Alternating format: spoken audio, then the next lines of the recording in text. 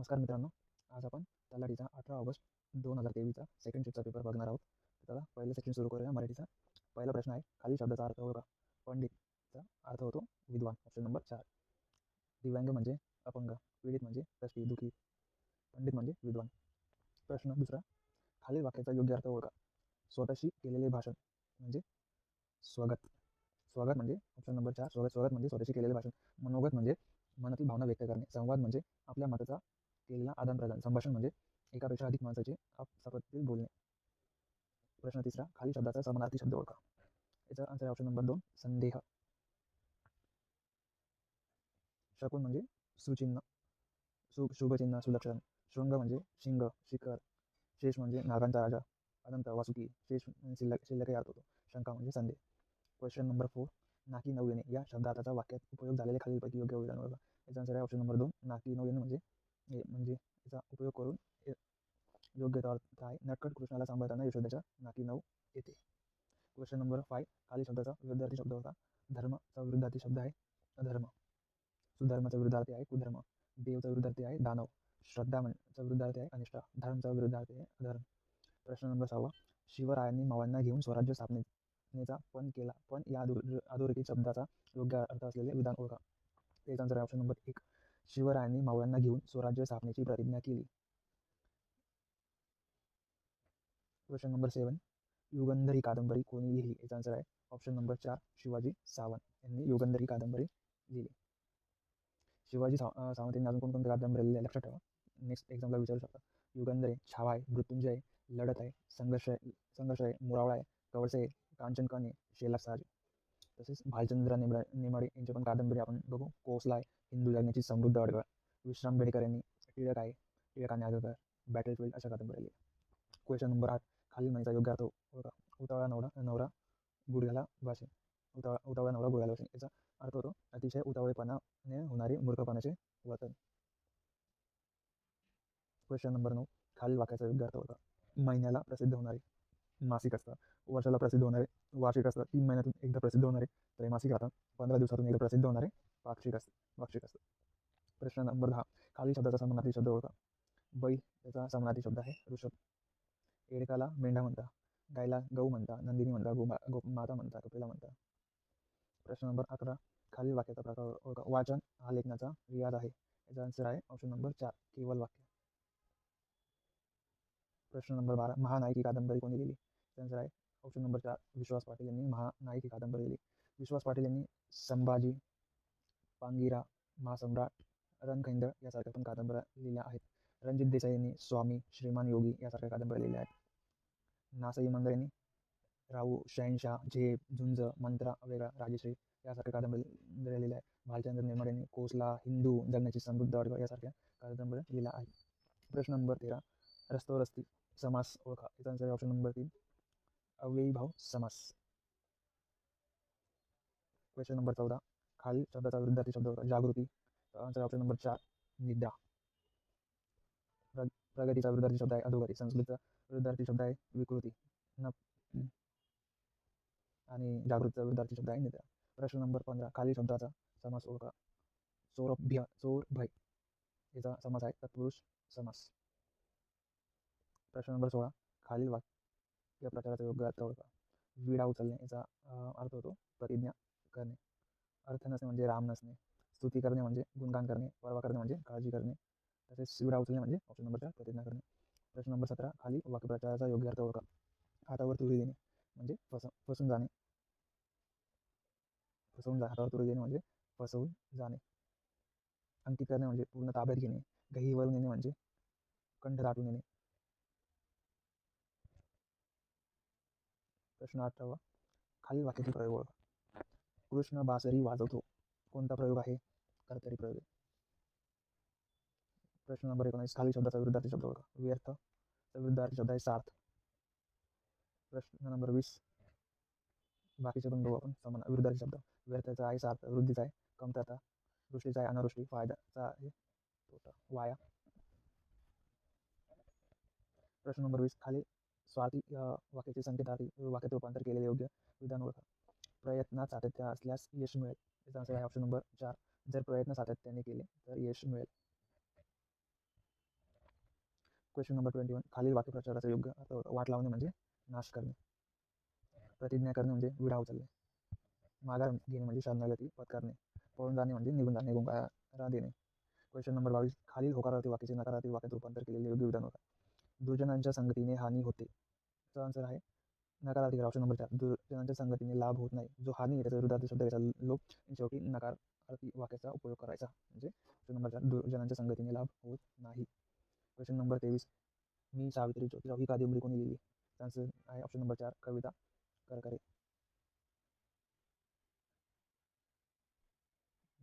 Sorry, याचा answer आहे option number 4, कविता मुरुमकर यांनी मी सावित्री ज्योतिराव ही कादंबरी लिहिली. जसं रवींद्रनाथ ठाकूर यांनी कोणते लिहिले आहे? अनिकेत नावाचा कविता संग्रह लिहिला आहे. उद्या पुन्हा हाच खेळ हे पण सावित्रीबाई फुले यांनी 52 कशी सुबोध रत्नाकर ही कादंबरी लिहिली आहे. कविता करकरे यांनी कोकिळ करकरे ही कादंबरी लिहिली आहे. क्वेश्चन नंबर 24, खाली म्हणजे योग्य अर्थ ओळखा. केर डोळ्यात फुंकर कानात, याचा अर्थ होतो भलत्याच जागी भलताच उपाय करणे, वाईटपणा घेणे म्हणजे पंगा घेणे. क्वेश्चन नंबर 25, खालील वाक्यात प्रयोग ओळखा. पदी राघवाचे सदा ब्रीद गाजे, वळे भक्ती पुशिरी कांबी वाजे. कोणता आहे? पुराणकर म्हणीचं उदाहरण आहे.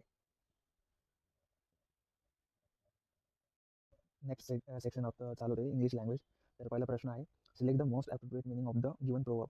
Speech is silver and silence is golden. याचा आन्सर आहे option number 3, silence is more valuable than speaking. म्हणजे मौनाने सर्वसाध्य होते केले जाऊ शकते असे मराठीतील वचन इंग्रजीमध्ये प्रोवर्बद्वारे व्यक्त केले जाते. म्हणून ऑप्शन नंबर 3 सुटेबल आहे. Question number 2, select the most appropriate option to fill in the blank. He knows the answer to the question.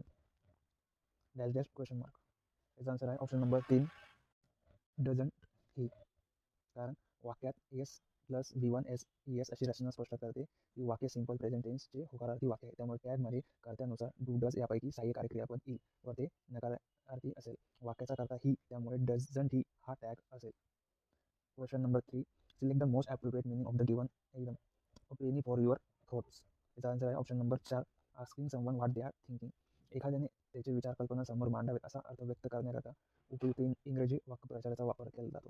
Option number 4 मधून हा अर्थ व्यक्त होतो, म्हणून option number 4. Question number 4, select the most appropriate verb to fill in the blank. The man was dash dash by the robbers but he manage to escape from the clutches. याचा answer option number 4, attack. कारण वाक्यातून अभिप्रेत असलेला केवळ attack हाच हाच शब्द रिकाम्या जागी येऊ शकतो. Question number 5, parts of the following sentence have been given as an option. Select the most option that contains an error. 2, bookshelf in my bedroom is made of from oak. याचा answer option number 1, of from oak असे न म्हणता of oak असे असायला हवे, कारण इंग्रजी भाषेत टू बी मेड ऑफ असे प्रचलित आहे. To be made up of from असे नाही, म्हणून ऑप्शन नंबर 1 याचा आन्सर आहे. Question number 6, select the most appropriate adverb to fill in the blank. I had not completed my assignment dash dash I decided to stay back home and complete it. याचा answer आहे option number 4, therefore. कारण रिकाम्या जागी जो therefore आहे हा शब्द suitable होतो. Question number 7, the given sentence has an error. Select the option with the correct sentence. दिलेलं वाक्य आहे त्याच्यातला एरर फाइंड आउट करायचा. Sudhir has been stayed here since his aunt left him. याचा आन्सर आहे option number 1, Sudhir has been staying here since his aunt left him. याच्यात जो subject आहे, subject plus have has been plus VING अशी रचना present perfect continuous टेन्सची असते. म्हणून दिलेल्या वाक्याला सुटेबल असा ऑप्शन आहे 1, Sudhir has been staying here since his aunt left him. Question number 8, select the most appropriate option to fill in the blank. Dash student was given a medal by the chief guest of the program one after another. याचा answer option number 1, each व every हे दोन्ही पर्याय जरी बरोबर वाटत असले तरी वाक्यात पुढे असलेला वन आफ्टर अनदर या शब्दप्रयोगामुळे ईच हाच पर्याय बरोबर ठरतो. कारण येथे ईच स्टुडंटमुळे प्रत्येक विद्यार्थ्याला मुख्यमंत्र्यांकडून स्वहस्ते म्हणजे पर्सनली असा अर्थ निघतो. तर एव्हरी स्टुडंटचा वापर केल्यास मुख्यमंत्र्यांच्या हस्ते असा अर्थ व्यक्त होईलच असे नाही. वाक्यात वन आफ्टर अनदर हा शब्द प्रयोग नसता तर एव्हरी हा पर्याय देखील बरोबर ठरला असता. नायदर व फ्यू नकारार्थी शब्द आहे, त्यामुळे वाक्यातून तसा अभिप्रेत होत नसल्यामुळे बरोबर उत्तर हे ईच आहे. Question number 9, select the most appropriate tense from to fill in the blank. Rajesh dash dash watch the IPL match all night. याचा आन्सर आहे ऑप्शन नंबर 2, वॉच वॉचिंग. भूतकाळात एखादी क्रिया सुरू होती हा पास्ट कंटिन्युअस काळाचा उपयोग येथे लागू पडतो. त्यामुळे रिकाम्या जागी वाक्याचा काळ पास्ट कंटिन्युअस ठरवणारा वॉज वॉचिंग हा पर्याय बरोबर ठरतो. Question number 10. The following sentence has been split into four segments. Identify the segment that contains a grammatical error. Raghu have taken a holiday by next month. याचा answer option number 1 Raghu have. कारण रघु हा वाक्याचा कर्ता असून तो तृतीय पुरुष एकवचनी म्हणजे थर्ड पर्सन सिंग्युलर आहे. त्यामुळे हॅव हे आलेले सहाय्यकारी क्रियापद चूक आहे. त्याचप्रमाणे वाक्याचा काही प्रेझेंट परफेक्ट चुकीचा आहे. त्यामुळे वाक्यात एरर असलेला भाग म्हणजे रघु हॅव हा आहे option number 3. Question number 11. Select the most appropriate synonyms of the given word. स्विफ्टचा समानार्थी शब्द काय आहे? क्विक. स्विफ्ट म्हणजे जलद वेगाने. क्वाईट म्हणजे शांत. विंग म्हणजे भर. अलाइव म्हणजे जिवंत. स्विफ्ट म्हणजे जलदगती म्हणजे quick fast. Question number 12. Select the most appropriate option to fill in the blank. We want to dash dash the parliament to meet politician. याचा आन्सर ऑप्शन नंबर 2 द. देशाची संसद ही लोकांनी निवडून दिलेला प्रतिनिधीचा सर्वोच्च गट जो देशातील कायदे व इतर बाबींबाबत निर्णय घेण्यात महत्त्वपूर्ण भूमिका पार पाडत असतो. हा गट एकमेव असतो त्यामुळे त्या अगोदर द हे आर्टिकल वापरणं बरोबर ठरतं. तर संसद भवन म्हणून जरी पार्लमेंट या शब्दाचा वापर केला गेला तरी इमारतीकरता द हेच आर्टिकल वापरले जाते. Question number 13. Select the sentence with the appropriate using of punctuation. Mahatma Gandhi says happiness is when what you think, what you say and what you do are in harmony. याचा answer option number 3. पंक्च्युएशनचा question होता तर योग्य punctuation याला use करून हा answer solve करावा लागतो. याच्यात जो हॅपीनेस आहे हार्मनी हा वाक्याचा भाग अवतरण चिन्हात असणं अनिवार्य पण तसं त्यामुळे योग्य पर्याय कोणता याच्यात 3 आहे. Question number 14. How will you tell your friend in passive voice that you have written book recently? Choose the correct option. याचा पॅसिव्ह व्हॉइसमध्ये करायचं. आपल्याला वाक्य दिलेलं आहे त्याचं पॅसिव्ह व्हॉइसमध्ये करायचं. याचा answer option number 1. This book has been written by recently. म्हणजे विचारण्यात आलेल्या वाक्यात हॅव प्लस V3 या रचनेवरून प्रेझेंट परफेक्ट टेन्स आहे स्पष्ट होतं. त्यामुळे प्रेझेंट टेन्समध्ये हॅव हा as plus been plus V3 अशी रचना आवश्यक आहे. तसेच सब्जेक्ट व ऑब्जेक्ट एकमेकांची जागा घेतात. हा बदलाची रचना केवळ पर्याय क्रमांक 1 मध्ये दिसून येतो. त्यामुळे पर्याय क्रमांक 1 हे उत्तर बरोबर आहे. बुकचे रूपांतर दिस बुकमध्ये झाले जे बरोबर समजले कारण मित्र व तुमचा संवाद सुरू आहे असं प्रश्नातून ज्ञात होतं. Question number 15. Select the most appropriate meaning of the given idiom.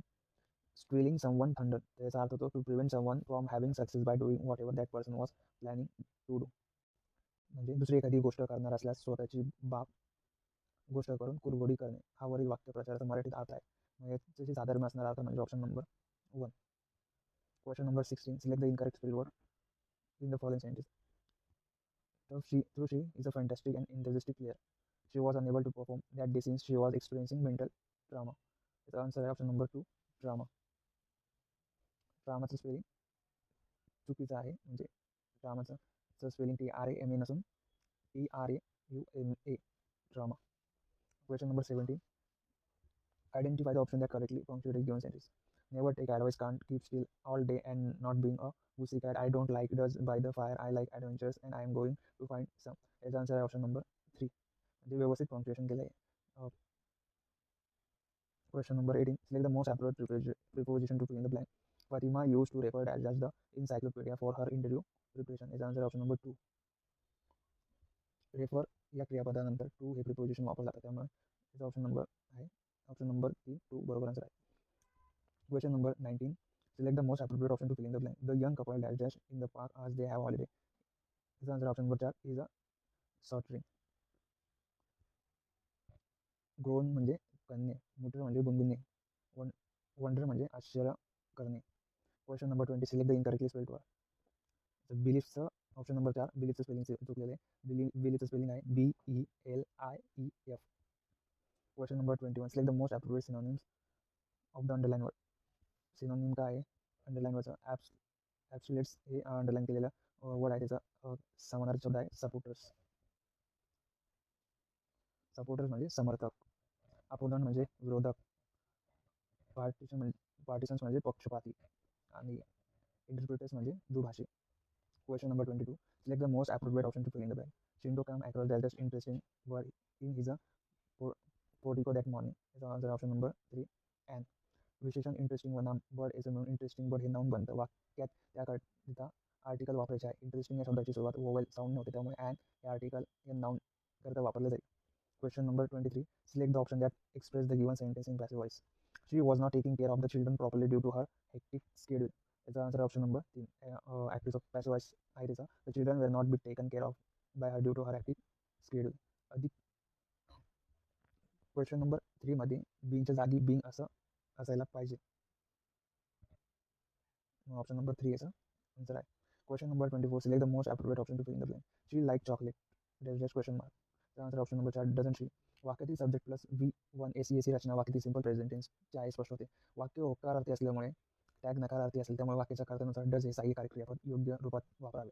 वाक्याचा कर्ता शी आहे, त्यामुळे डझंट शी असा टॅग असेल. Option number 4, select the most appropriate antonym of the underline. विरुद्धार्थी शब्द ओळखायचा आहे. समिटचा विरुद्धार्थी शब्द काय? बेस. समिट म्हणजे कळस, टॉप. रिचिंग म्हणजे पोहोचणारे, टॉप म्हणजे कळस. स्टार्टिंग पॉईंट म्हणजे हुकम, स्थान जिथे सुरुवात झाली ते ठिकाण. नेक्स्ट सेक्शन आहे जनरल नॉलेज. पहिला प्रश्न, 36व्या राष्ट्रीय खेळ 2022 नॅशनल गेम्स 2022 मध्ये महाराष्ट्राने किती पदक जिंकले? याचा आन्सर आहे ऑप्शन नंबर 140. 36व्या राष्ट्रीय खेळ 2022 मध्ये महाराष्ट्राने 140 पदके जिंकली. यंदा राष्ट्रीय क्रीडा स्पर्धेचे आयोजन गुजरातमध्ये करण्यात आले होते. क्रीडा कामगिरी आणि खेळाडू वृत्तीचा नेत्रदीपक प्रदर्शनानंतर 36व्या राष्ट्रीय खेळाची सांगता होते. त्याच्या 36व्या आवृत्तीस गुजरातने 2022 मध्ये प्रथमच राष्ट्रीय खेळाचे आयोजन केले होते. क्वेश्चन नंबर 2, 2023 मध्ये कोणत्या राज्यातील पूर प्रवण जिल्ह्यामधील आपत्ती सज्जता सुधारण्यासाठी जागतिक बँकेने 108 दशलक्ष डॉलरची रकमेची मंजुरी दिली? याचा आन्सर आहे ऑप्शन नंबर 1, आसाम. आसाम हे ईशान्य भारतातील एक महत्त्वाचे व सर्वात मोठे राज्य आहे. आसामच्या उत्तरेला भूतान आहे, व अरुणाचल प्रदेश आहे, पूर्वेला नागालँड, मणिपूर राज्य आहे. असमिया ही आसामची प्रमुख भाषा आहे. 2023 मध्ये आसाम राज्यातील पूर प्रवण जिल्ह्यामधील आपत्ती सज्जता सुधारण्यासाठी जागतिक बँकेने 108 दशलक्ष डॉलरची रकमेची मंजुरी दिली. Question number 3, LN. सिंघवी समितीने भारताच्या परदेशी नागरिकत्वाशी संबंधित आपला अहवाल कोणत्या वर्षी सादर केला? लक्षात ठेवा, याचा answer option number 4, 2002. LN. Singhvi आलं तर 2002 हे नजरेसमोर आलंच पाहिजे. एल.एन. सिंघवी समिती भारताच्या परदेशी नागरिकत्वासंबंधित आपला अहवाल 2002 वर्षी सादर केला. एल.एन. सिंघवी समिती ही भारतातील पंचायत राजशी संबंधित एक समिती आहे. एल.एन. सिंघवी समिती पंचायत राज संस्थेच्या पुनर्जीवनावर आधारित एक समिती आहे. त्याची नियुक्ती राजीव गांधी सरकारने 1986 साली केली होती. क्वेश्चन नंबर 4, खालीलपैकी कोणता अनुच्छेद संसदेला सशस्त्र दल, निमलष्करी दल, सार्वजनिक दल आणि सदृश दलांच्या मूलभूत अधिकारांवर निर्बंध घालण्याचा किंवा रद्द करण्याचा अधिकार देतो? याचा आन्सर ऑप्शन नंबर 3, अनुच्छेद 33, आर्टिकल 33 हे अनुच्छेद संसदेला सशस्त्र दल, निमलष्करी दल, सार्वजनिक दल आणि सदृश दल मूलभूत अधिकारांवर निर्बंध घालण्याचा किंवा रद्द करण्याचा अधिकार आहे. फेब्रुवारी 2023 मध्ये सर्वोच्च न्यायालयाने असा निर्णय दिला की सशस्त्र दल त्याच्या अधिकारांवर अभिचाराच्या कृत्यांबद्दल कारवाई करू शकते, तर व्यभिचाराला गुन्हेगार ठरवणे सशस्त्र दलांना लागू होत नाही. क्वेश्चन नंबर 5, मार्च 2023 मध्ये खालीलपैकी कोणत्या ठिकाणी आयोजित केलेल्या कार्यक्रमात केंद्रीय पर्यावरण, वन आणि हवामान बदल मंत्री यांनी अरवली पर्वतरांगेभोवतालच्या 4 राज्यांतील 5 किलोमीटर राखीव क्षेत्राला हरित करण्यासाठी एक प्रमुख उपक्रम अरवली ग्रीन प्रोजेक्टचा शुभारंभ केला? याचा आन्सर ऑप्शन नंबर 4, टिकली, हरियाणा. मार्च 2023 मध्ये टिकली, हरियाणा या ठिकाणी आयोजित केलेल्या कार्यक्रमात केंद्रीय पर्यावरण, वन आणि हवामान बदल मंत्री यांनी अरवली पर्वतरांगेभोवतालच्या 4 राज्यातील 5 किलोमीटरच्या राखीव क्षेत्रात हरित करण्यासाठी एक प्रमुख उपक्रम अरवली ग्रीन वॉल प्रोजेक्टचा शुभारंभ केला. क्वेश्चन नंबर 6, दिलेल्या पर्यायापैकी कोणता भारतातील सर्वात जुना भूभाग दर्शवतो? आन्सर आहे ऑप्शन नंबर 2, द्वीपकल्पीय पठार. भारतातील सर्वात जुना भूभाग द्वीपकल्पीय पठार दर्शवतो. द्वीपकल्पीय म्हणजे 3 बाजूंनी समुद्र आणि चौथ्या बाजूला जमीनचा विशाल तुकडा असणारा प्रदेश. या प्रदेशाच्या शेवटच्या टोकाला बुशीर म्हणतात. दख्खनचे पठार, मध्य हायलँड्स आणि ईशान्य पठार हे 3 गट आहेत जे द्वीपकल्पीय पठार बनवतात. क्वेश्चन नंबर 7, माहितीचा अधिकार अधिनियम 2005 च्या संदर्भात खालीलपैकी योग्य विधाने ओळखा. विधान 1, माहितीचा अधिकार म्हणजे या कायद्यांतर्गत उपलब्ध होण्यायोग्य माहितीचा अधिकार, जो कोणत्याही सार्वजनिक प्राधिकरणाकडे किंवा त्यांच्या नियंत्रणाखाली असतो. विधान नंबर 2, त्यात काम, कागदपत्रे आणि नोंदी तपासण्याचा अधिकार देखील समावेश आहे. विधान नंबर 3, यात टिपा, उत्तरे घेण्याचा किंवा दस्तावेज व अहवाल यांच्या प्रामाणिक प्रती घेण्याचा अधिकार देखील समाविष्ट असतो. याचा आन्सर आहे option number 2, 1, 2, 3 all of the above answer आहे. माहितीचा अधिकार अधिनियम 2005 हा भारताच्या संसदेने तयार केलेला कायदा आहे, ज्या योगे नागरिकांच्या माहितीच्या अधिकाराच्या व्यावहारिक नियमांची अंमलबजावणी करता येईल. माहितीचा अधिकार म्हणजे या कायद्यांतर्गत उपलब्ध होण्यायोग्य माहितीचा अधिकार, जो कोणत्याही सार्वजनिक प्राधिकरणाकडे किंवा त्याच्या नियंत्रणाखाली असतो. त्यात काम, कागदपत्रे आणि नोंदणी तपासण्याचा अधिकार देखील समाविष्ट आहे. प्रश्न नंबर 8, कमांड प्रॉम्प्टवर मेसेज प्रिंट करण्यासाठी खालील कोणती कमांड वापरली जाते? याचा answer option number echo. Echo हे युनिक्स लिनक्स कमांड टूल आहे, जे टेक्स्ट किंवा स्ट्रिंगच्या ओळी प्रदर्शित करण्यासाठी वापरले जाते, जे कमांड लाईनवर वितर्क म्हणून पास केले जाते. ही लिनक्समधील मूलभूत कमांडपैकी एक आहे आणि शेल स्क्रिप्टमध्ये सर्वात जास्त वापरली जाते. प्रश्न नंबर 9, 2009 ते 2011 कालावधीत भारताच्या लोकसंख्येच्या दशकातील वाढीचा दर किती होता? याचा आन्सर आहे ऑप्शन नंबर 1, 17.64. सन 2001 ते 2011 या दशकात भारताची लोकसंख्या 181 दशलक्ष लोकांपेक्षा अधिक संख्येने वाढली. सन 2001 ते सन 2011 मधील लोकसंख्या वाढीची टक्केवारी ही 17.64 होती, ज्यामध्ये पुरुष 17.19% आणि महिला 18.12% होते. 1911 ते 1921चा अपवाद वगळता 2001 ते 2011 हे पहिले असे दशक होते ज्यामध्ये लोकसंख्या वाढ ही मागील दशकांच्या तुलनेत कमी होती. प्रश्न नंबर 10, दुसरे अँग्लो शीख युद्ध कोणत्या वर्षी सुरू झाले? याचा आन्सर ऑप्शन नंबर 4, 1848. दुसरे अँग्लो शीख युद्ध हे शीख साम्राज्य आणि ईस्ट इंडिया कंपनी यांच्यातील लष्करी संघर्ष होते, जे 1848 ते 1849 या काळात झाले. दिनांक 19 एप्रिल 1948 रोजी दिवाण मुलराज चोप्रा यांच्याकडून मुलतानचा कारभार घेण्यासाठी पाठवण्यात आलेल्या नागरी सेवेचे पॅट्रिक व्हॅन्स आणि ॲग्न्यू आणि बॉम्बे युरोपियन रेजिमेंटचे लेफ्टनंट विल्यम अँडरसन यांची तिथे हत्या करण्यात आली. थोड्याच वेळात शीख सैन्याने वड बंडखोरी केली. प्रश्न नंबर 11, जानेवारी 2023 मध्ये पंतप्रधानांनी घोषित केलेल्या प्रकल्पाचे नाव काय आहे, ज्या अंतर्गत नैसर्गिक आपत्ती किंवा मानवी संकटांनी प्रभावित झालेले कोणत्याही विकसनशील देशाला भारताकडून अत्यावश्यक वैद्यकीय साहित्याचा पुरवठा केला आहे? याचा आन्सर ऑप्शन नंबर 2, आरोग्य मैत्री. जानेवारी 2023 मध्ये पंतप्रधान नरेंद्र मोदी नवीन आरोग्य मैत्री प्रकल्पाची घोषणा केली, ज्या अंतर्गत भारत नैसर्गिक आपत्ती किंवा मानवतावादी संकटांमुळे प्रभावित कोणत्या विकसनशील देशाला आवश्यक वैद्यकीय पुरवठा करेल. पंतप्रधान मोदींनी ग्लोबल साऊथ यंग डिप्लोमेट्स फोरमची सूचना केली, जी तरुण अधिकाऱ्यांनी परराष्ट्र मंत्रालयाशी जोडण्यास मदत करेल. प्रश्न नंबर 12, ऑक्टोबर 2000 मध्ये घोषित केल्यानुसार खालीलपैकी कोणते न्यायाधीश हे हिजाब प्रकारच्या निकालाच्या सुनावणीसाठी सर्वोच्च न्यायालयाच्या 2 न्यायाधीशांच्या घटनापीठाचा एक भाग होते? याचा आन्सर ऑप्शन नंबर 4, न्यायमूर्ती हेमंत गुप्ता आणि सुधांशु धुलिया. ऑक्टोबर 2022 मध्ये घोषित केल्यानुसार न्यायमूर्ती हेमंत गुप्ता आणि सुधांशु धुलिया हे न्यायाधीश हिजाब प्रकरणाच्या निकालाच्या सुनावणीसाठी सर्वोच्च न्यायालयाच्या 2 न्यायाधीशांच्या घटनापीठाचा एक भाग होते. न्यायाधीश सुधांशु धुलिया आणि कर्नाटक हायकोर्टचा निकाल अवैध ठरवला आहे, तर न्यायाधीश हेमंत गुप्ता यांनी हिजाब बंदीचा कर्नाटक सरकारचा निर्णय योग्य ठरवला आहे. क्वेश्चन नंबर 13, 2011च्या जनगणनेनुसार भारताची लोकसंख्या घनता किती आहे? याचा आन्सर ऑप्शन नंबर 1, 382 व्यक्ती प्रति चौरस किलोमीटर. सन 2011च्या जनगणनेनुसार भारताची लोकसंख्या घनता 382 प्रति चौरस किलोमीटर आहे. सन 2011च्या जनगणनेनुसार बिहारची लोकसंख्या सर्वाधिक 1106 प्रति चौकी आहे. त्यानंतर पश्चिम बंगालचा नंबर लागतो. त्यांची लोकसंख्येची घनता 1028 प्रति चौकी आहे. 2011च्या जनगणना ही देशाची 15वी राष्ट्रीय जनगणना होती. प्रश्न नंबर 14, भारतीय राज्यघटनेने प्रदान केलेल्या मूलभूत कर्तव्यांतर्गत खालीलपैकी कोणते येत नाही? याचा आन्सर ऑप्शन नंबर 2, मालमत्ता खरेदी करणे. भारतीय राज्यघटनेने प्रदान केलेल्या मूलभूत कर्तव्यांतर्गत मालमत्ता खरेदी करणे हे येत नाही. भारतीय राज्यघटनेचा भाग 4A मध्ये स्पष्ट समाविष्ट असलेले कलम 51 हे मूलभूत कर्तव्यांशी संबंधित आहे. सरकारने स्थापन केलेले स्वर्ण सिंग समितीच्या शिफारसीनुसार 1976 मध्ये 42वी दुरुस्तीनुसार नागरिकांची मूलभूत कर्तव्ये संविधानात जोडण्यात आली. प्रश्न नंबर 15, खालील समाज सुधारणांपैकी कोण चैतन्य गाथा या साहित्यकृतीचे लेखक आहेत? याचा आन्सर आहे ऑप्शन नंबर 3, पांडुरंग महादेव बापट. पांडुरंग महादेव बापट उर्फ सेनापती बापट हे भारतातील क्रांतिकारक स्वातंत्र्य सैनिक होते. मुळशी सत्याग्रहाचे त्यांनी नेतृत्व केले, म्हणून जनतेने त्यांना सेनापती ही पदवी बहाल केली. पांडुरंग महादेव बापट हे चैतन्य गाथा या साहित्यकृतीचे लेखक आहेत. सन 1928 साली नागपूर येथे बापट यांच्या अध्यक्षतेखाली विद्यार्थी परिषदेचे आयोजन करण्यात आले. प्रश्न नंबर 16, अनाहिलेशन ऑफ कास्ट हे पुस्तक डॅशने लिहिले? याचा आन्सर आहे ऑप्शन नंबर 1, बाबासाहेब आंबेडकर. जाती व्यवस्थेचे निर्मूलन, अनिलेशन ऑफ कास्ट हे पुस्तक डॉक्टर बाबासाहेब आंबेडकर यांनी लिहिले होते. डॉक्टर बाबासाहेब आंबेडकरांनी लिहिलेले एक बहुचर्चित पुस्तक आहे. याचे प्रकाशन 1936 मध्ये झाले. लाहोरमधील हिंदू सुधारकांच्या समाजाला भाषण म्हणून देण्यासाठी आंबेडकरांनी जातीचे उच्चाटन प्रथम तयार केले होते.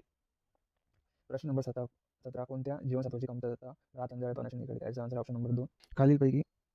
प्रश्न 18, खालीलपैकी कोणत्या महिन्यात राजस्थान सार्वजनिक परीक्षा भरतीमधील अयोग्य माध्यम प्रतिबंध करण्यासाठी उपाय अधिनियम 2022 ला राज्यपालांनी संमती दिली? याचा आन्सर आहे ऑप्शन नंबर 4, एप्रिल 2022. राजस्थानमध्ये कोणती सार्वजनिक प्रवेश परीक्षा किंवा भरती परीक्षेत फसवणूक, पेपर फुटणे किंवा अन्यकारक मार्ग वापरून गैरवापर करणाऱ्यांवर आणि यासाठी टोळी चालवणार. आता राजस्थान सार्वजनिक परीक्षा भरतीमध्ये अयोग्य माध्यमांना प्रतिबंध करण्यासाठी उपाय अधिनियम 2022 ला राज्यपालांनी एप्रिल 2022 मध्ये संमती दिली. प्रश्न नंबर 19, माहिती अधिकार अधिनियम 2005 च्या कोणत्या कलमात जन माहिती अधिकारांची नियुक्तीबद्दल उल्लेख आहे? याचा आन्सर ऑप्शन नंबर 1, कलम 5. माहिती अधिकार अधिनियम 2005 च्या कलम 5 या कलमात जन माहिती अधिकारांची नियुक्तीबद्दल उल्लेख आहे. माहितीचा अधिकार अधिनियम 2005 हा भारताच्या संसदेने तयार केलेला कायदा आहे, ज्या योग्य नागरिकांच्या माहितीच्या अधिकाराच्या व्यावहारिक नियमांची अंमलबजावणी करते. प्रश्न नंबर 20, खालीलपैकी कोणते विधान बरोबर आहे? विधान 1863 मध्ये पंडित शिवनारायण अग्निहोत्री यांनी अलाहाबाद येथे स्थापना केली. धर्मसभा एक हिंदू संघटना होती. विधान बी, ब्रिटिश भारतात हिंदू धर्माचा प्रचार करणे आणि हिंदू समुदायाची त्याची रक्षा करणे हे संस्थेचे उद्दिष्ट आहे. याचा आन्सर ऑप्शन नंबर 2, ए किंवा बी याच्यापैकी एकही नाही. पंडित शिवनारायण अग्निहोत्री हिंदू समाजाचे सुधारक होते, जे हिंदू सुधारण चळवळीत ब्राह्मण समाजाचे प्रमुख सदस्य म्हणून उदयास आले. त्यांनी 1886 मध्ये देव समाज या स्वतःच्या धार्मिक गडाची स्थापना करण्यासाठी ब्रह्मवाद सोडला. प्रश्न नंबर 21, मेंडेलीच्या कार्याचा पुनर्शोध कधी झाला? तो कालखंड ओळखा. याचा आन्सर ऑप्शन नंबर 1, 1900. सन 1900 मध्ये 3 शास्त्रज्ञ युग डी ब्रिज, कार्ल कॉरेन्स आणि एरिच वॉन शेडमार्क यांनी स्वतंत्रपणे मेंडेलच्या पत्र्याच्या वारशावर पुन्हा शोध लावला. ग्रेगोर मेंडेल हे धर्मगुरू होते. त्यांनी अनुवंशशास्त्राचा विकास केला व अनुवंशशास्त्राचे प्राथमिक नियम शोधून काढले. क्वेश्चन नंबर 22, प्रार्थना समाजाची स्थापना कोणत्या वर्षी झाली? याचा आन्सर आहे ऑप्शन नंबर 2, 1867. दादोबा पांडुरंग तळखरकर व आत्माराम पांडुरंग तळखरकर यांच्या पुढाकाराने 31 मार्च 1867 मध्ये मुंबई येथे प्रार्थना समाजाची स्थापना करण्यात आली. प्रार्थना समाजाने अस्पृश्यता निर्मूलन, स्त्री शिक्षण, विधवा विवाह, आंतरजातीय विवाह इत्यादी क्षेत्रात बहुमोल कामगिरी केली. 4 मे 1873 मध्ये प्रार्थना समाजाने सुबोध पत्रिका हे त्यांचे मुखपत्र सुरू केले होते.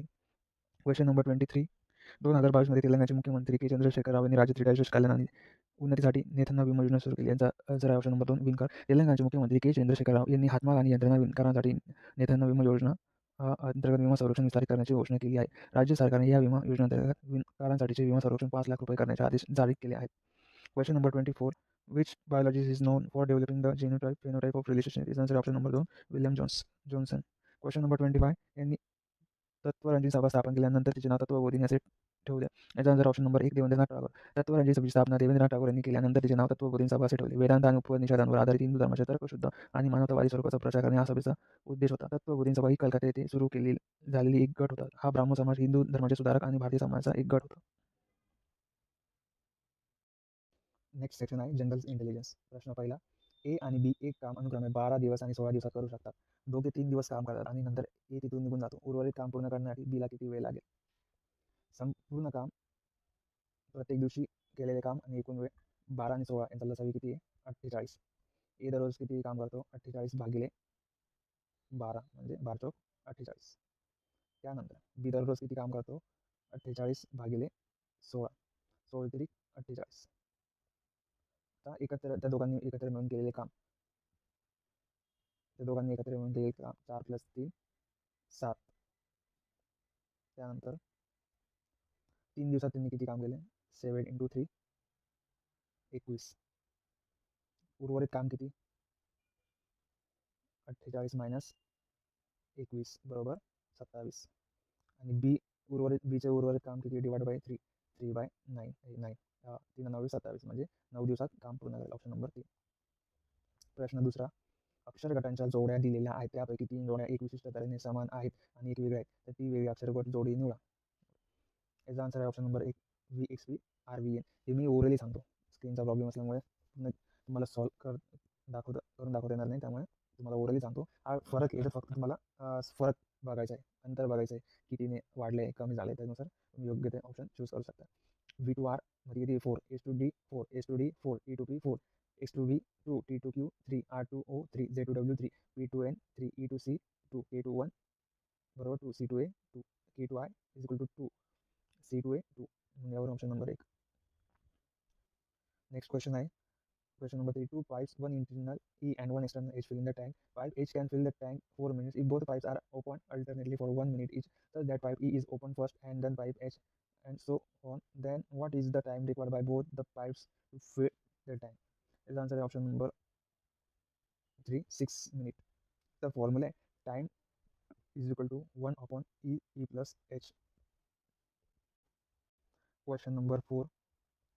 अक्षर संख्या चिन्ह असलेल्या खालील मालिकेचा संदर्भ घ्या आणि प्रश्नाचे उत्तर द्या. जर मालिकेची सर्व चिन्हे वगळली आणि मालिकेला उलट क्रमाने मांडले गेले तर डावीकडून चौथ्या स्थानी काय? याचा आन्सर ऑप्शन नंबर 4 2. सॉल्व करू. जर सर्व चिन्हे वगळली तर LS 4 T R VS 9 U 3 Q E 2 6 A 8. डावीकडील चौथ्या स्थानी 2 अक्षर आहे. 1 2 3 हे 4. ऑप्शन नंबर 2 हे त्याचा राईट आन्सर. प्रश्न नंबर 5. इंग्रजी वर्णक्रमान आधारित रचनेचा दिलेल्या मालिका प्रश्नचिन्ह जागी होऊ शकणारा अक्षरसमूह पर्यायातून निवडा. याचा आन्सर आहे ऑप्शन नंबर 2 FEJ. HNTZEF याच्यामध्ये 6चा फरक आहे.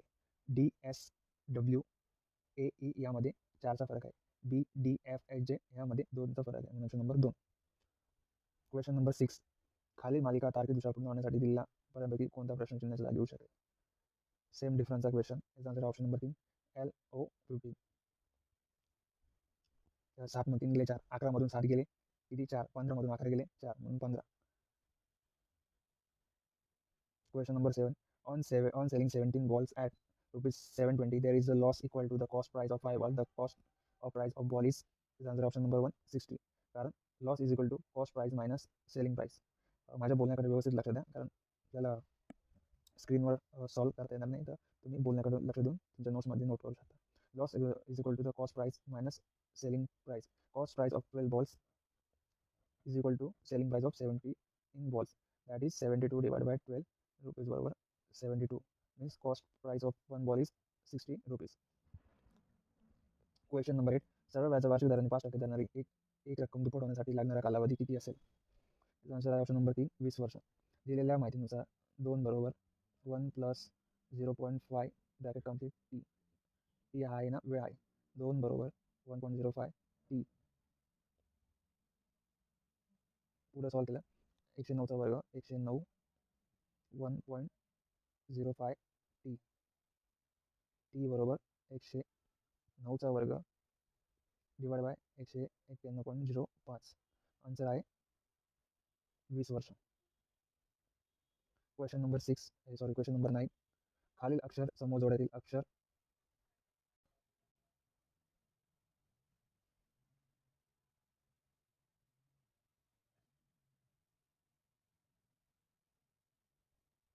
नेक्स्ट स्टेप इज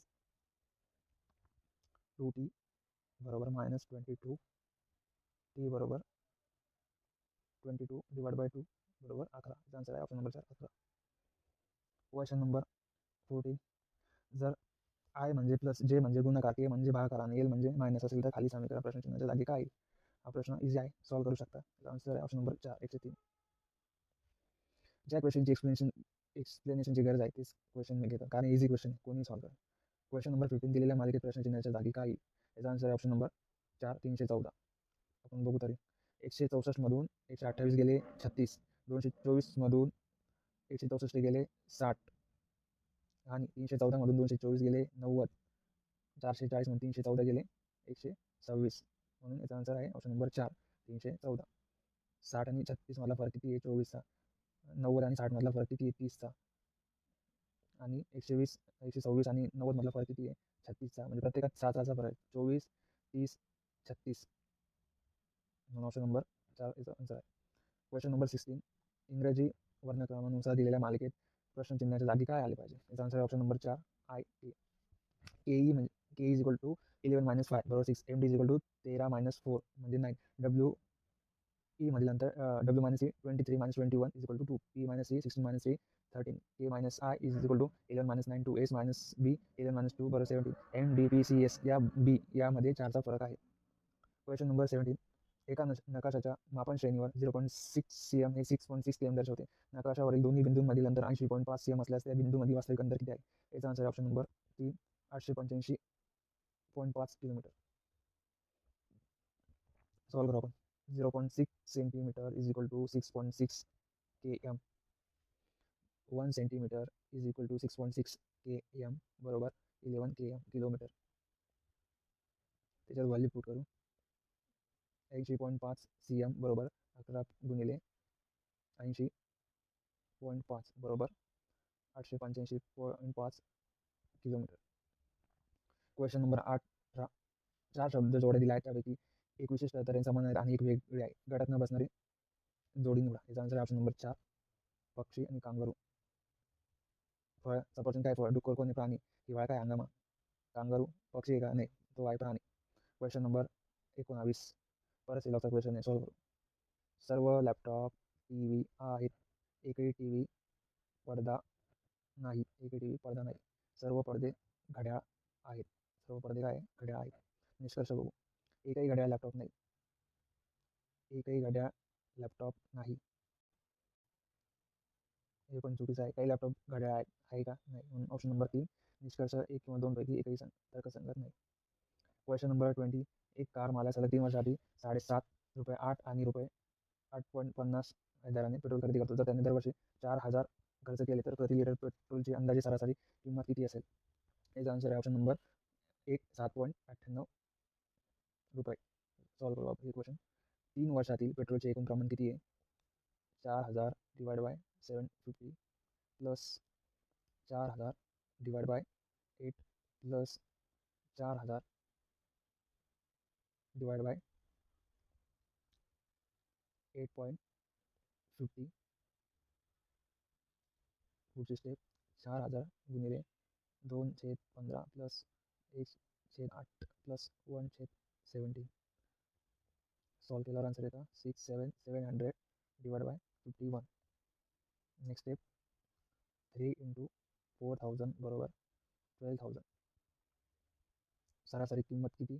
12,000 गुणिले 51 डिवाइड बाय 76,700 बरोबर 6,120 डिवाइड बाय 767 म्हणजे 7.98 रुपये हे त्याचा आन्सर.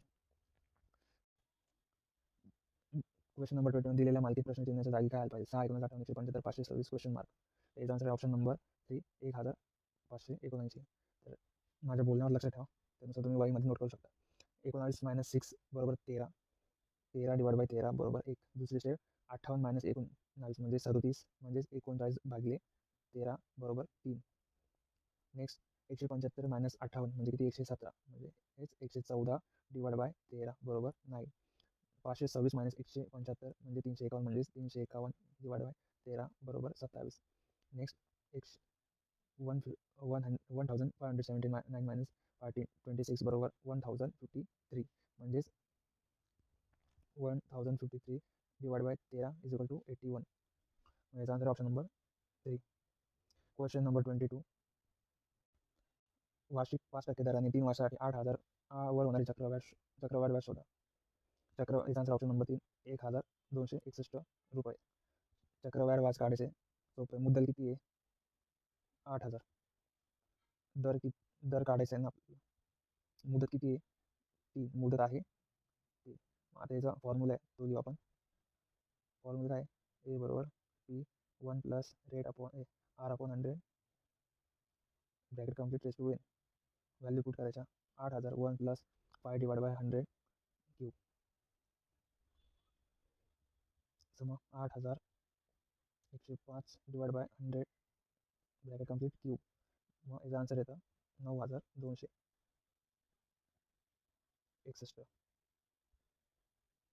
9,261 मायनस 8,000 आन्सर येतं 1,261.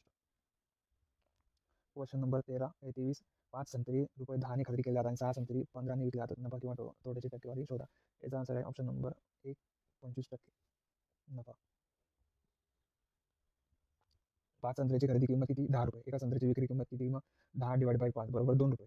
6 संत्र्याची विक्री किंमत किती? 15 रुपये. एका संत्र्याची विक्री किंमत किती? 15/6 म्हणजे 2.5 रुपये. नफा बरोबर विक्री किंमत मायनस खरेदी किंमत म्हणजेच 2.5 मायनस 2 बरोबर 0.5. तर नफ्याची टक्केवारी किती आहे? नफा टक्केवारी बरोबर नफा डिवाइड बाय विक्री लिहून घेऊ. नफा बरोबर नफा डिवाइड बाय विक्री किंमत गुणिले 100 म्हणजेच 0.5 / 2 × 100 50. याचा आन्सर आहे 0.5 × 50 20%. आन्सर. क्वेश्चन नंबर 24 दिल्ली ते पटना दरम्यान अंतर 588 किलोमीटर आहे.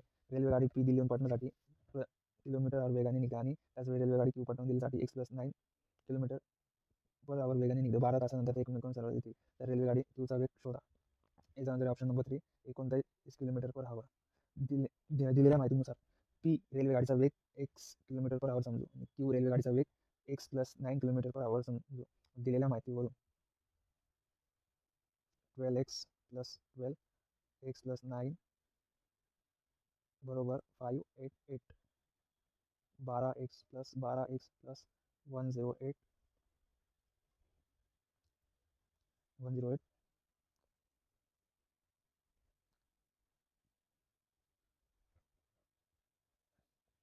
म्हणजेच 24x बरोबर 480 x बरोबर 480 डिवाइड बाय 24 बरोबर 20